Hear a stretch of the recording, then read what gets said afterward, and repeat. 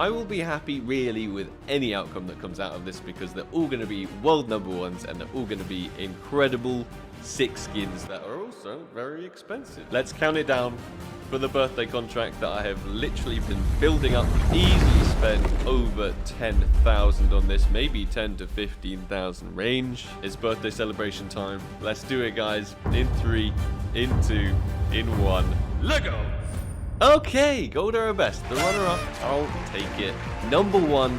Gold Arabesque crafted. Unfortunately, not the Desert Hydra. That would have been my absolute best. But hey, at least it's not the Welcome to the Jungle. And let's have a look at the flow.